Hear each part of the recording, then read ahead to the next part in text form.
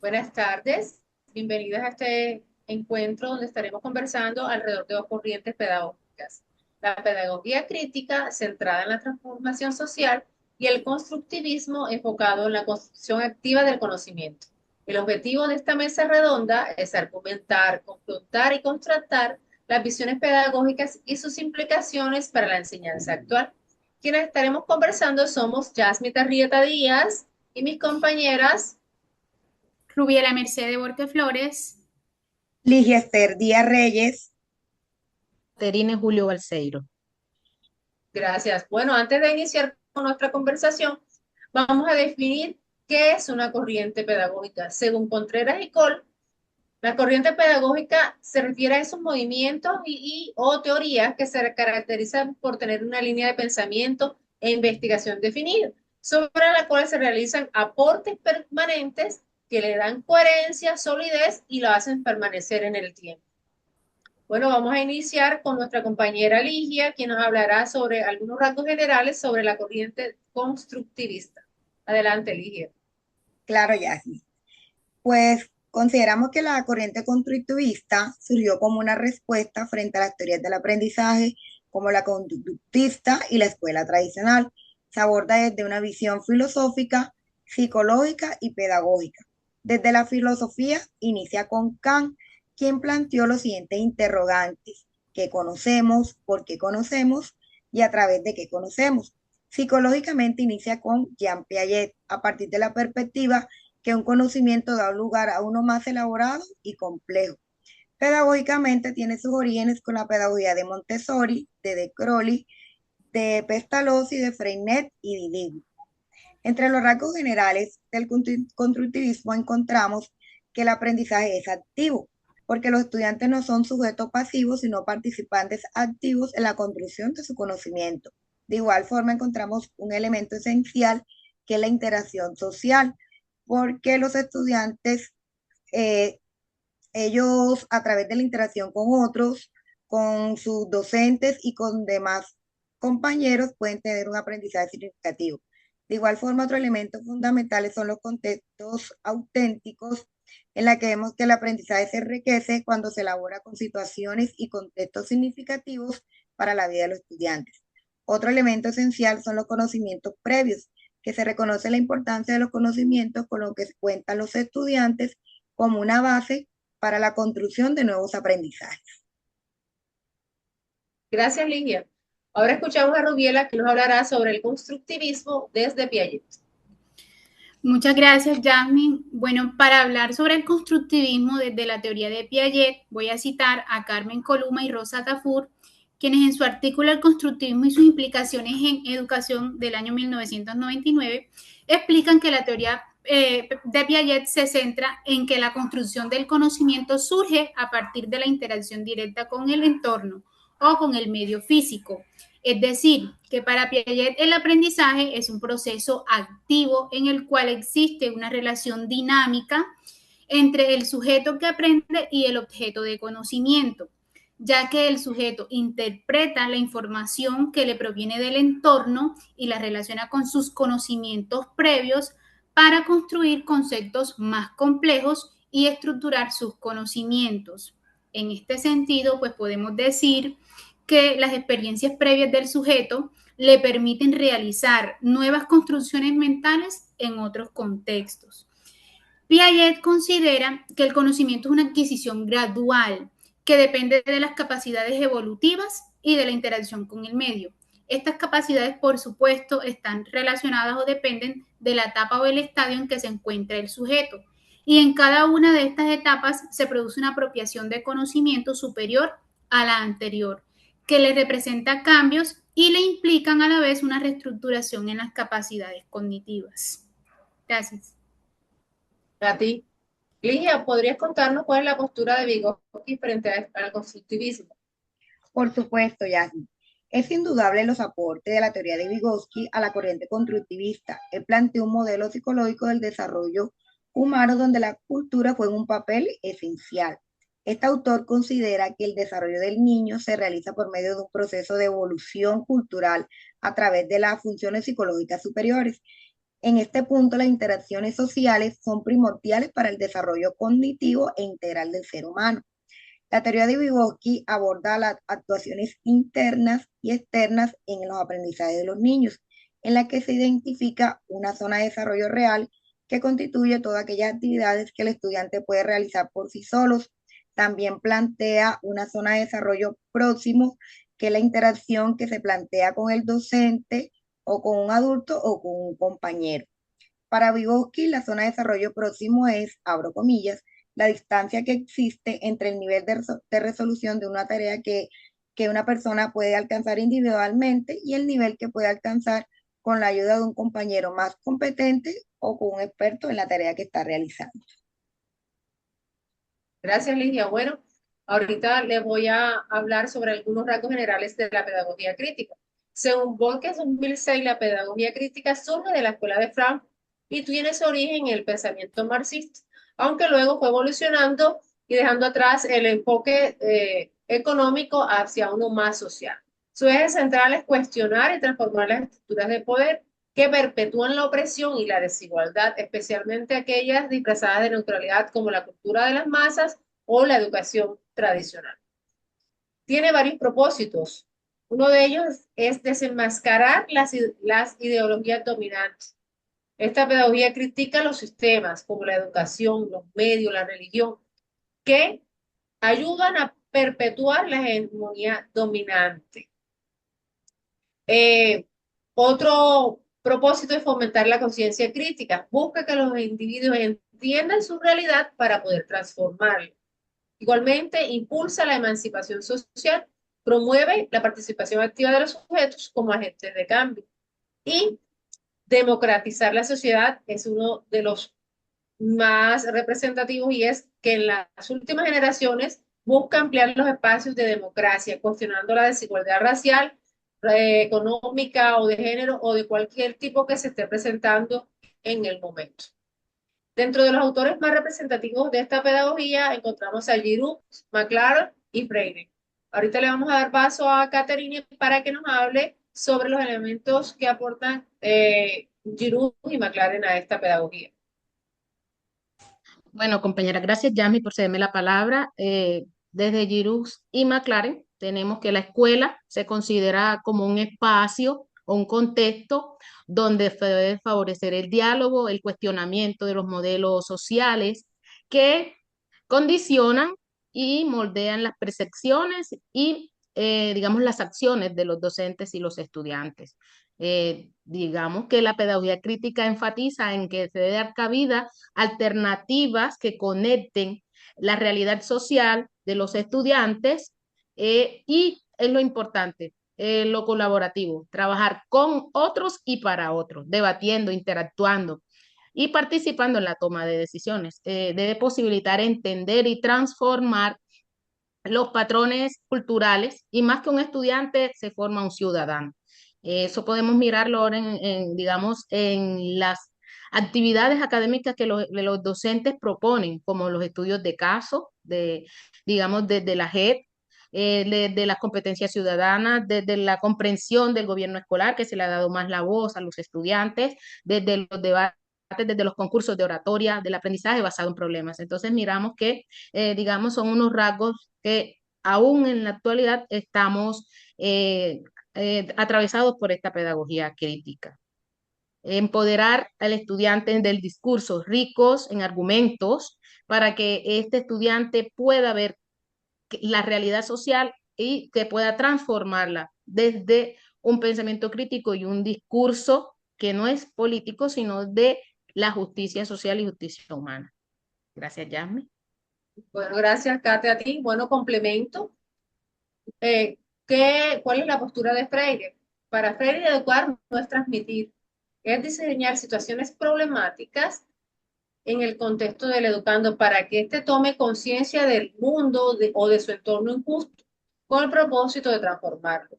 La labor del docente en este sentido viene a ser problematizar a los educandos el contenido y no discernir sobre él como algo acabado.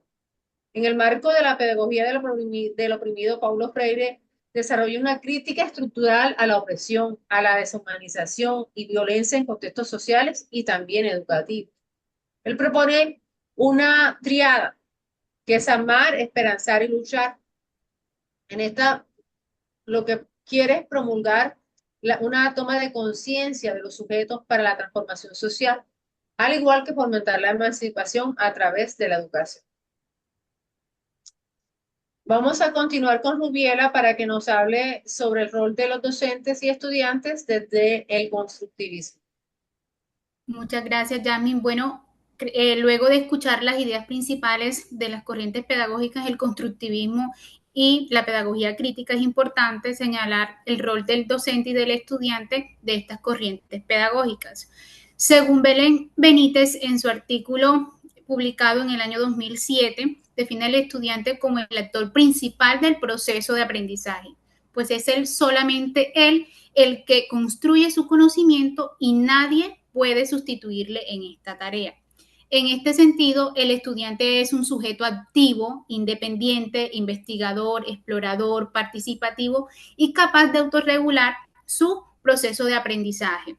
Ahora bien, teniendo en cuenta estas características del estudiante, el rol del docente es el de ser un facilitador, un mediador que le proporciona al estudiante esas herramientas adecuadas que necesita y ofrecerle un entorno acorde teniendo en cuenta las experiencias previas, los intereses que los estudiantes tienen y teniendo en cuenta los intereses de los estudiantes y también su desarrollo biológico.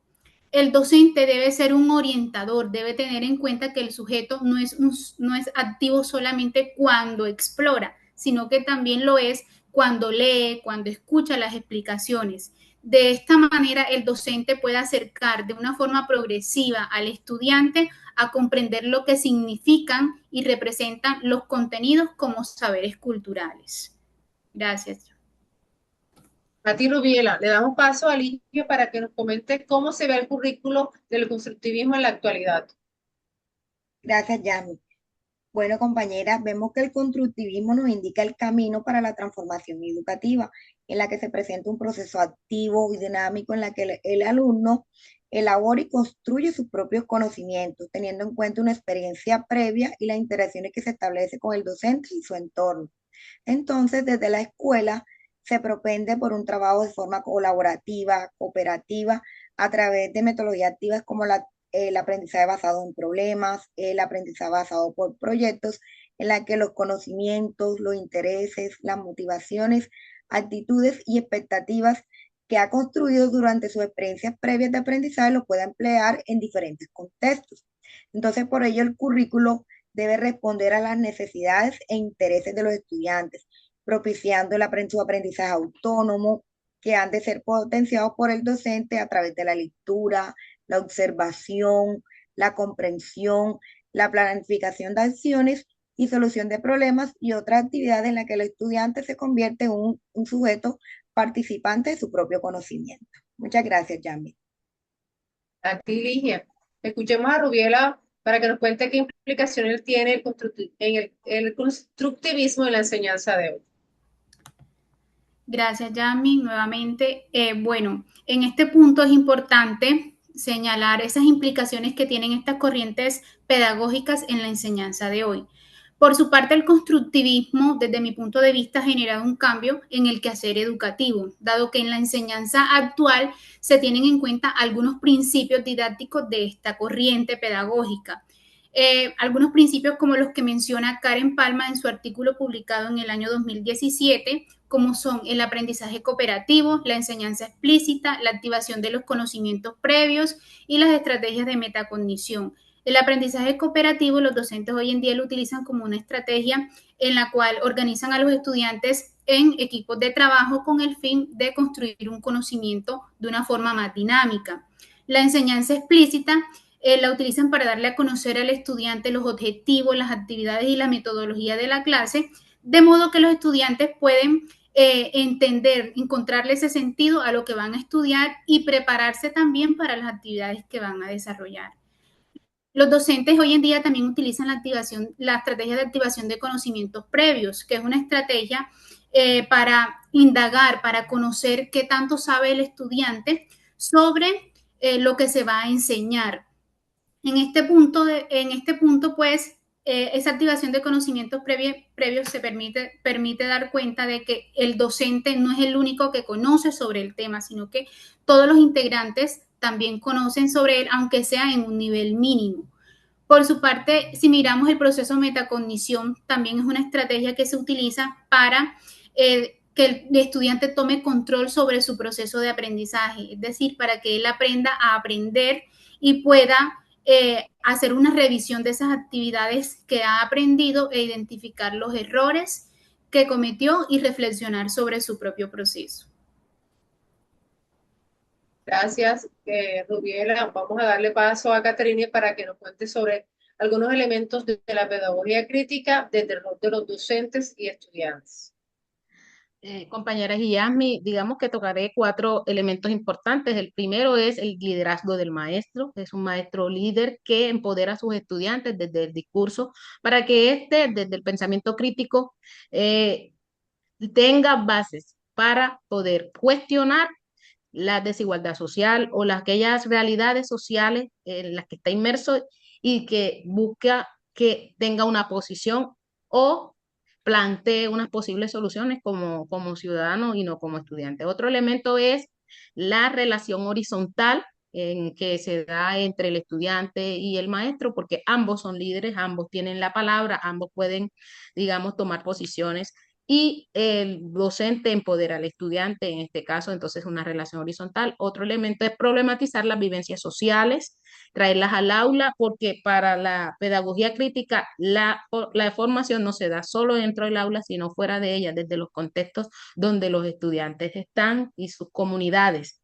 Y otro elemento sería desde Giroux y McLaren, visto el docente y el estudiante como intelectuales digamos, como intelectuales transformadores. Entonces, esos 4 elementos allí para tratarlos, unos desde los estudiantes miraríamos que ellos deben resolver situaciones concretas de aprendizaje y retomando, digamos, el pensamiento de Ana Ayuste, digamos que hay 2 palabras muy importantes, el disenso y el consenso. El estudiante debe estar, digamos, dejar de lado no un discurso que pueda ofender o unas posturas que ofendan un discurso de otras personas, sino uno rico en argumentos para sentar su posición frente a la desigualdad social o las situaciones, digamos, políticas, económicas y sociales que traen al aula desde la comunidad. Porque ya bien habíamos dicho que se planean estrategias desde la información que recibe, más ahora con los medios, con las redes. Entonces es importante que él tome posición frente a esta información que recibe y a su pensamiento crítico y su voz se vea reflejado en ese empoderamiento que el maestro y él tienen en las aulas. Gracias, Jan. Gracias a ti, Kate. Bueno, te complemento hablando un poco sobre el currículo desde la pedagogía crítica. Este encara algunos aspectos sobresalientes. Primero, encontramos que el currículo en esta pedagogía no es algo predefinido, sino que se construye a partir de las prácticas educativas y el contexto social, algo que tú mencionabas ya, lo que conlleva a otro aspecto y el reflejo de la cultura. Aquí se muestra cómo interaccionan los sujetos, de sus costumbres, sus hábitos, sus formas de ver el mundo, lo que influye en los comportamientos y aficiones de los estudiantes. Por otra parte, también encontramos que el currículo encarna una herramienta de cambio, es decir, que el currículo busca preparar a los estudiantes para ser ciudadanos críticos y comprometidos, capaces de cuestionar la dominación y contribuir a un mundo más justo. Y conduce a lo siguiente, al enfoque de la conciencia crítica. Lo que busca es desarrollar en los estudiantes esa conciencia para que puedan cuestionar las estructuras de poder, las desigualdades sociales y que puedan actuar en consecuencia. Y por último, el enfoque de transformación, que viene siendo que no solamente se comprenda el currículo, sino que también lo transforme para que sea más justo, equitativo y también sea relevante para la vida de los estudiantes.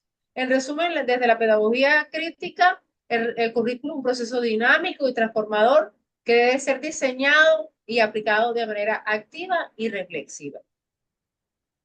Voy a darle paso a Ligia y luego a Caterine para que nos hablen sobre eso que comparten estas dos corrientes y las diferencias que se encuentran.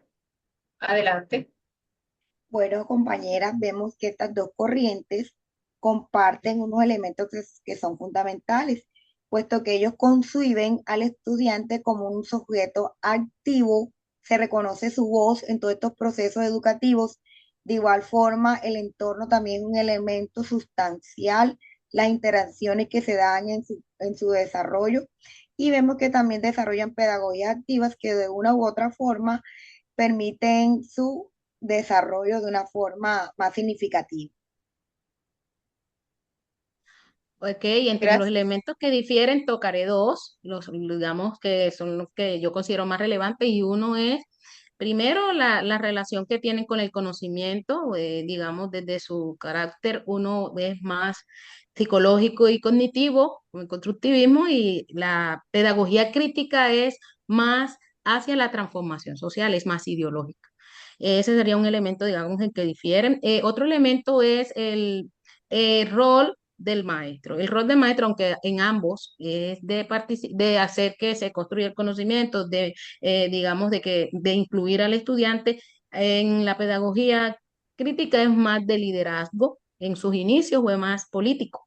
Pero bueno, digamos que con la evolución ha sido al empoderamiento de los estudiantes, no solo del conocimiento, de los conocimientos propios de la escuela, sino del conocimiento social, del conocimiento moral, humano, cultural, histórico. Entonces, digamos que esas dos diferencias son las que para mí entran en esta conversación.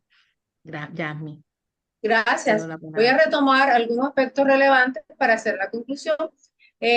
Ambas teorías, constructivista y pedagogía crítica, aportaron a la educación nuevos roles para los estudiantes. Ahora se consideran sujetos activos en la construcción del aprendizaje y hay algo importante y es que tienen en cuenta el contexto. El constructivismo, por su parte, no cuestiona el orden social, forma la autonomía, sí, pero en ocasiones se desconecta un poco de la realidad porque se centra en los aprendizajes, mientras que la pedagogía crítica se centra en la transformación social. Ambas corrientes plantean que los estudiantes no aprenden por sí solos, sino que se requiere de la interacción con el otro, dejando claro que el enfoque dialógico es muy importante en ambas teorías. Con estas conclusiones nos despedimos, dando gracias por su atención y nos vemos en una próxima oportunidad.